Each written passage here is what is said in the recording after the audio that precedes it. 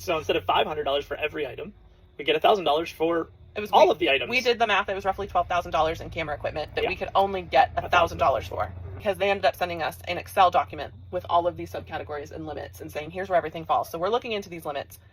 There's so many different subcategories that it's hard to find things to claim that aren't in those categories. Mm-hmm. Your comment to them were, did you think we had this large amount for bedding and clothes? Yeah, I was like, I didn't pick the highest amount I could get because I have that much in clothing and bedding. That's something we wanted to make you aware of, because if you have a policy that covers these things, you need to understand these coverages and you need to read your policy jacket, which I had never seen our policy jacket. They had to email it to me, and it's like 60 pages of really tiny print and super confusing language. So along the lines of personal effects, if you do want your valuable items covered, this wasn't even mentioned to me when we set up our policy called scheduled items.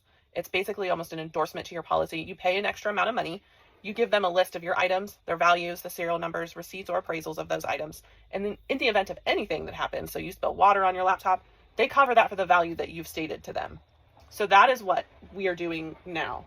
So we have continued with Progressive. We have lowered our personal effects coverage. Well, one, because we don't have a lot of anything anymore.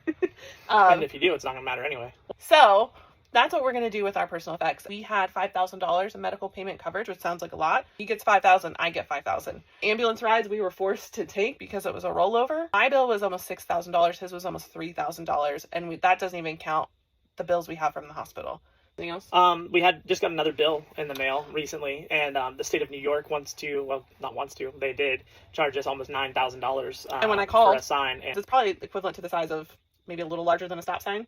It's not a very big sign. I mean, it's pretty big. It's a highway sign. Betting they had a whole crew of people out there. They probably even gave them a pizza party. Yeah. So that was sent to our insurance company. From our understanding, that should be covered. What does it fall under? You work for insurance.